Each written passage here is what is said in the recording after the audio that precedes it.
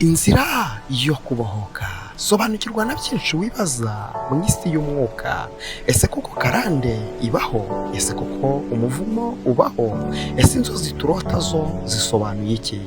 Ese inyatsi, icyangiro, igisuzuguriro, ubugumba, ese ibyo byo umuntu abisobanukirwa ate? Byose ni mu kiganiro Inzira yo kubohoka hamwe na Prophet Emma. Ibi bintu uko ari 8 nibyo bintu bifungura umuvumo, bigafungura umuvumo, ukaba uruhererekane, ukagenda ukurikirana. Ibintu uko ari 8 akenshi iyo biri mu muryango bifungura umuvumo, bikagenda bikurikirana, bikagenda biba uruhererekane. Uko tugiye kubivuga byose uko bikurikirana, ushobora gusanga uyu munsi ubifite iwawe, ubifite ku buzima bwawe, byakubayeho, byakugaragayeho, cyangwa se mu muryango w'iwanyu hari umuntu wari ufite bino bintu, cyangwa se mu gisekuruza cy'iwanyu ibi bintu byarahabaye cyangwa se byarakozwe. Akenshi iyo ibi bintu bikozwe bikingura urugi rw'umuvumo, bigakingura urugi rw'umuvumo, kandi uwo muvumo ukagenda ukurikirana ibisekuru, ukagenda usimburana ibihe n'ibihe. Uyu munsi rero ibyo bintu 8 nibyo tugiye kureba. Turebe ni iki kibitera, kuki ibi bintu biba, kuki ibi bintu bihora bigaruka, kuki ubuzima bwawe buhora ahantu ugasanga ibintu byabaye ku buzima bwawe bigahora bikuzengurukaho, gakora ntibyemere, gashaka akazi bikanga, ukagerageza gukora nk'abandi ariko ntutere imbere, ukagerageza kubaka nk'abandi ariko ntibikomere, ukagerageza kureba ko wazakoresha ubukwe nk'abandi ariko ukabona ntibikunda. Hari ikintu kiba kibyihishe inyuma, hari umwuka ukurikirana ibyo ngibyo. Imana ishimwe. Njye nitwa Prophet Emma. Iki ni ikiganiro Inzira yo kubohoka.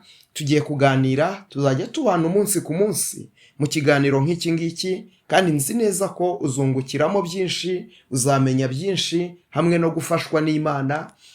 Umuvumo ujya ugenda ku bantu, ariko iyo usobanukiwe ukawumenya, ukamenya ngo niki kikuriho, biranakorohera gusenga Imana kugira ngo amaraso ya Yesu Kristo abashe kukozaho uwo muvumo, kuko amaraso ya Yesu Kristo atweza byose, ariko ntabwo yakweza icyo utazi. Kwiye kukimenya, wamara kukimenya amaraso ya Yesu Kristo akakweza. Twihute cyane, hangana iyi video uyirebe uyirangize. Ntabwo nza gukoresha iminota myinshi, ndakoresha iminota itagera kuri 15, ntabwo nyirenza rwose, kugira ngo tuganire turebe ngo ibi bintu 8 ni ibihe. Ibi bintu 8 bifungura urugi rw'umuvumo, kaza ku buzima bw'abantu, kaza ukakunaniza, kaza ukagutsikamira, byanze bikunze. Nuza kubimenya uraza kubona n'imbaraga n'uburyo bwo kubirwanya. Rero yirebe uyirangize, nuyikunda uyisharinge n'abandi nabo babashe kubimenya. Imana iraguha umugisha. Twagiye, reka duhere ku cyambere. Icyambere cyabaye akenshi ari igihe tuvuka, ugasanga twavutse mu miryango yaramyaga ibigirwamana.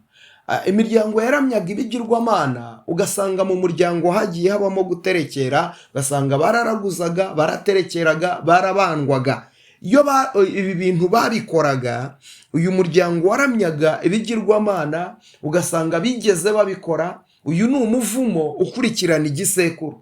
Ugasanga mu muryango w'iwanyu barabikoraga, ariko ibyo bigirwamana uyu munsi ntibakibikora, ariko kubera yuko byahoze mu muryango byarasandaye, ntabwo bikigira abakibifite, bihora bizerera mu muryango. Reka turebe ingero z'ibintu abantu bashoboraga gukora mu buryo bwo kuramya ibigirwamana.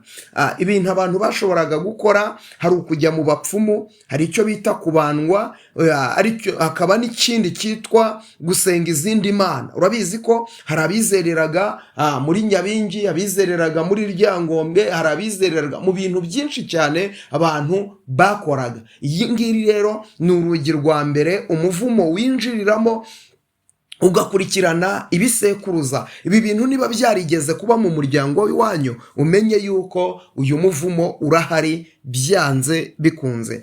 cya kabiri, binyuze mu masezerano. Hari amasezerano abantu bagiye bagirana n'imizimu, ugasanga nk'icyitwa nyabingi. Iyo batungaga iyi nyabingi, hari amagambo bajyaga bavuga, cyane cyane nk'abakoreraga nyabingi. Iyo bajyaga kuyiterekera, wasangaga ayiterekera ariko kandi akayiha n'abana be. Yajya kuyibwira akayibwira ngo nguhaye abana banjye bazagukorere, nibatagukorera bazagwa ishyanga.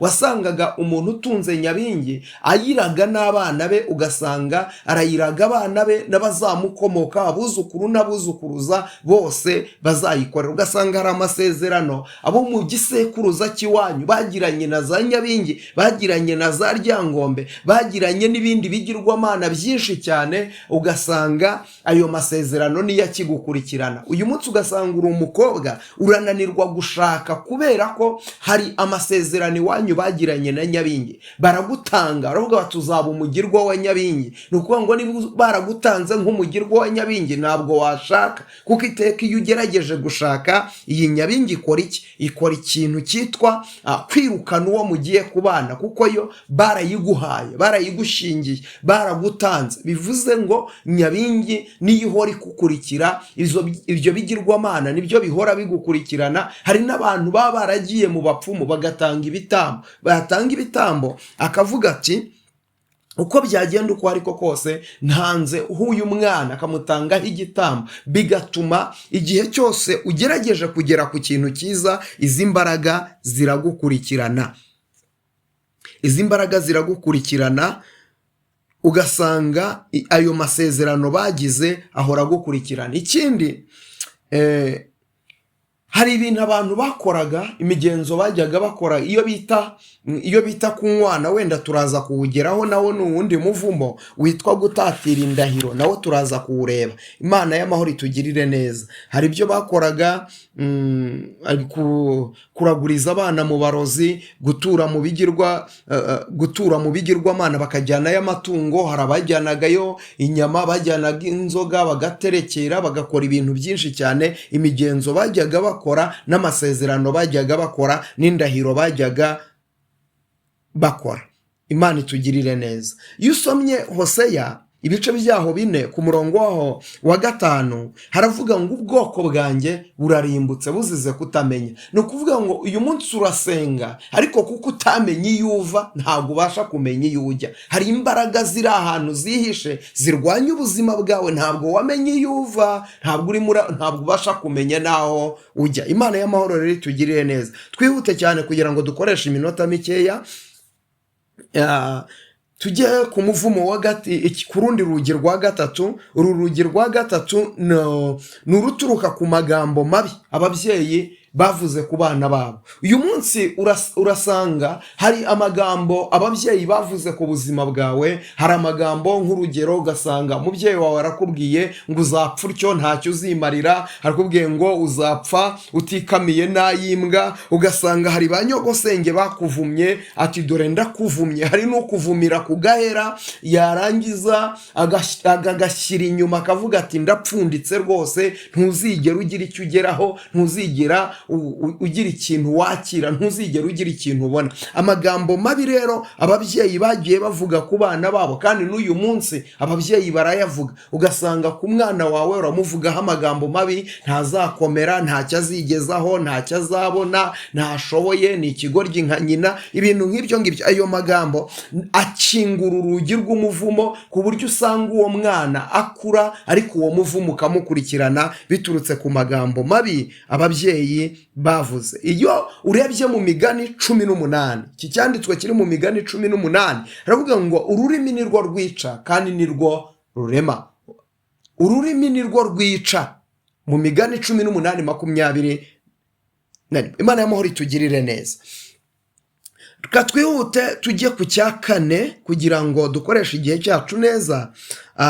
Icya 4 kumena amaraso adafite urubanza, kumena amaraso adafite urubanza. Kuri iki kintu cyo kumena amaraso adafite urubanza, uzasanga mu muryango w'iwanyu hari umuntu wigeze gufata agafata umuntu akamwica. Ayo ni amaraso yagiye mu biganza byiwe, ayo ni amaraso yagiye mu biganza byiwe. Icya kabiri, ugasanga mu muryango w'iwanyu harimo abantu bagiye barangwa no gukuramo inda, cyangwa se nawe ukayikuriramo, ubwabyo ni umuvumo. Ni amaraso wamennye atariho urubanza. Ayo maraso wamennye atariho urubanza ni amaraso agukurikirana, kuko akenshi abantu bakuramo inda uyu muvumo urabakurikirana, kuko arya maraso wamennye urya yari umuntu, nishaka iba yari inda y'ukwezi kumwe, nishaka iba yari inda y'amezi abiri, ariko urya yari umuntu. Urya yari umuntu, umena arya maraso, iriya nda uyikuramo, uriya mwana yari umuntu. Imana yari yarapuraninze yuko agomba kubaho byanze bikunze. Aho ari rero aya maraso arimo ararira, uyu mwana arimo ararira, rero ayo ni amaraso atariho urubanza yamenetse,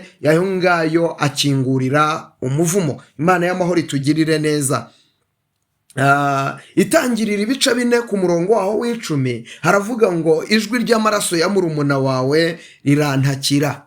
Imana itugirire neza. Uyu ni Gahini wari umaze kwica Abeli, ariko ngo Gahini arimo ahunga, Imana ivugana nawe iramubwira ati, Gahini, ijwi ry'amaraso ya murumuna wawe ririmo rirantakira. Yari yishe Abeli, ariko iri jwi riragumya rirataka. Rero kumena amaraso yotagira urubanza bikingura umuvumo w'ibisekuruza, ukagenda ukurikirana ibisekuruza kuva Gahini yakwica Abeli, amaraso, ubutaka bukanywa amaraso y'Abeli. Ubutaka uhereye icyo gihe bwatangiye kugunduka, butangira gutera umwero wabwo, kubera yuko amaraso y'Abeli yinjiye mu butaka. Rero kumena amaraso utariho urubanza bikingura urugi rw'umuvumo, kandi urugi rw'umuvumo ni urw'igisekuruza. Imana itugirire neza. Twihuse cyane tujye ku cya 5, ni ibyaha by'ubusambanyi. Ibyaha by'ubusambanyi, hari igihe uvuka ukisanga mu muryango, ugasanga papa wawe yashatse abagore 5, yashatse abagore 6, yashatse abagore 8, ugasanga mama wawe yarakubyaye, ariko aho ngaho agushatse ni mu rugo rwa 5, ni mu rugo rwa 6, mbega ugasanga mu muryango habamo ubusambanyi budashira. Ugasanga ukurikiranye amateka, aho papa wavuka bari abasambanyi, aho mama wavuka bari abasambanyi, ugasanga mu miryango habamo ibyaha by'ubusambanyi.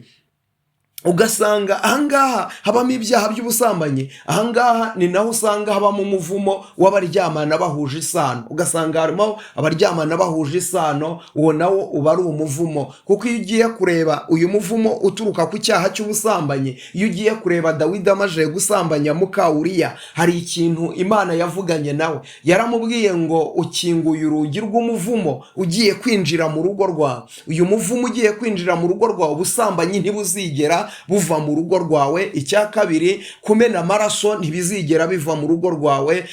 Iki kintu Uwiteka yavuganye na Dawidi ntago haciye kabiri, bukeye agiye kwisanga, yisanga umuhungu we yibyariye ndetse n'umukobwa we yibyariye.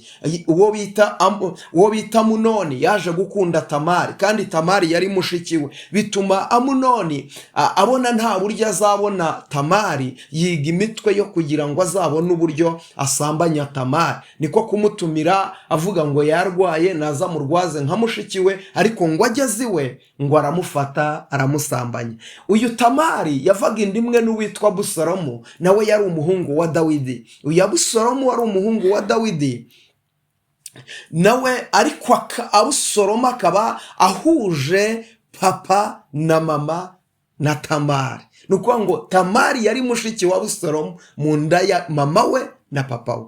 Abusalomu rero ntabwo yavaga inda imwe mwa nyina n'uwo bita Amunoni.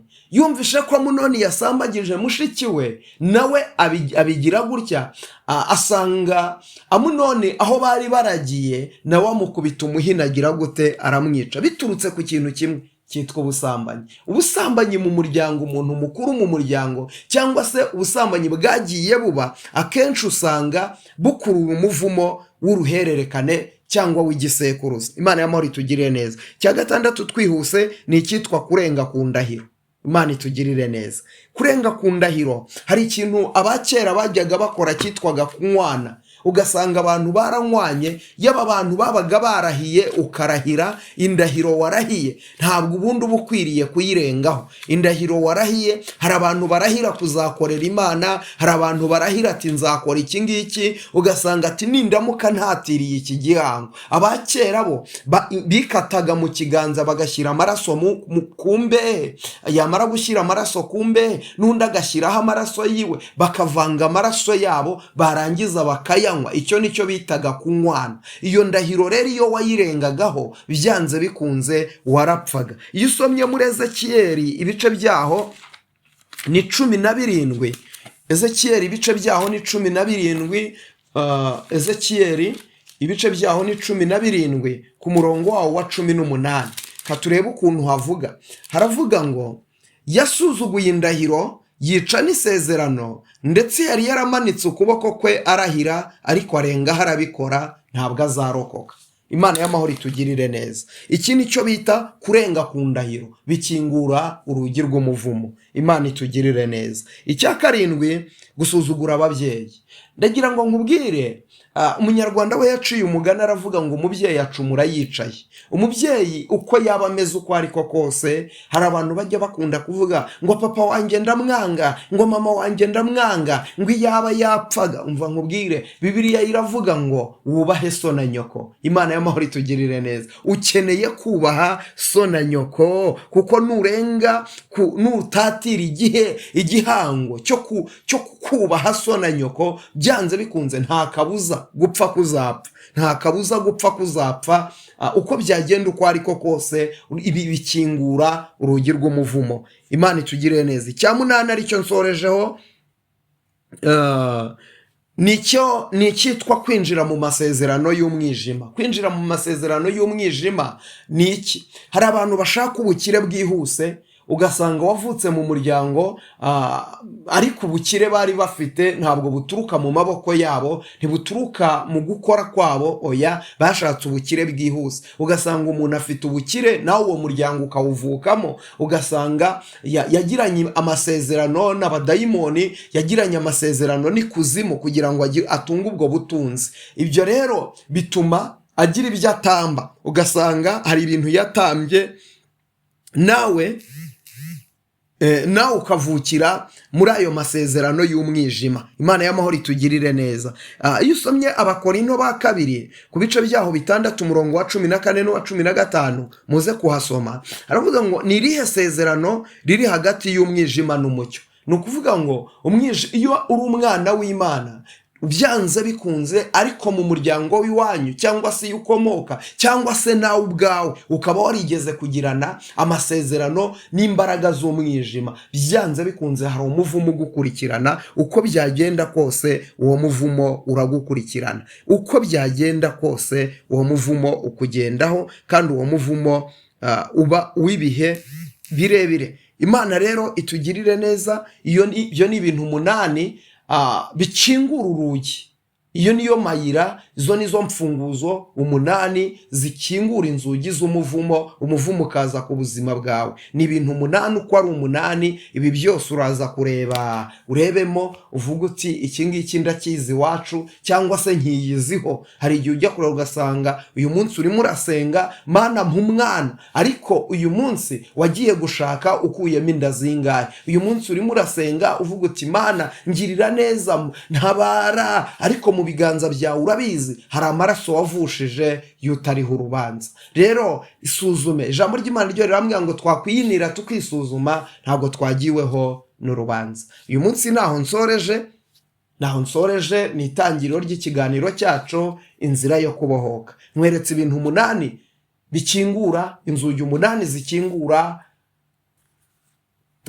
ibintu 8 bikingura inzugi z'umuvumo. Ndabikweretse. Uko byagenda uko ariko kose uraza kubireba, nawe uraza kwisobanukirwa, umenye uko bimeze. Tuzagenda turushaho kuganira. Umunsi w'ejo tuzagaruka mbabwira ibimenyetso ushobora kwibonaho, ukabibona ku buzima bwawe, ukamenya yuko byanze bikunze ufite umuvumo. hari umuvumo ukugendaho.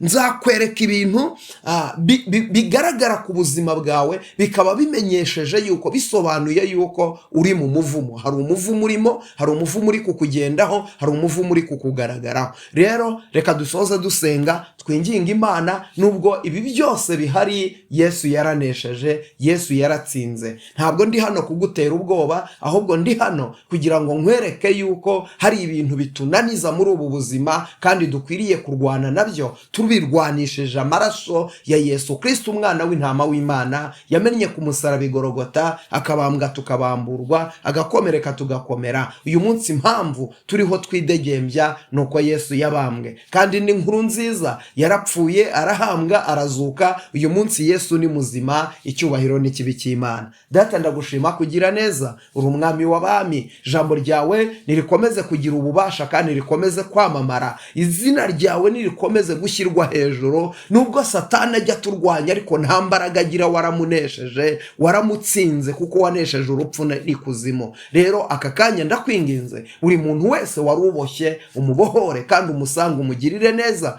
muhindurire amateka kandi umukorere ibikomeye. Urakoze Kristo w'umwami Imana, cyubahiro n'ikibi cyawe, mu izina ryawe ryera Yesu, amen. Imana y'amahoro ibamere umugisha. Kuboko kwiza kw'Imana nikuboneke kuri mwebwe mwese. Umugisha w'Imana nubomeho, ineza y'Imana ikomeze kubagaragaraho. Ntimukabure ku mwuka wera, ntimukabure ku mata, mu ijuru iwacu zirakamwa. Njye ndi Prophet Emma, ikiganiro cyo ni inzira yo kubohoka. Muhabwe umugisha n'Imana.